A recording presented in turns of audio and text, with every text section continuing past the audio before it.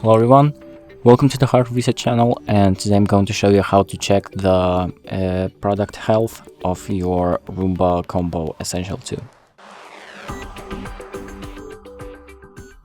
So if you want to see the health and usage time left on your Roomba, what you're going to do is open up the iRobot app right here.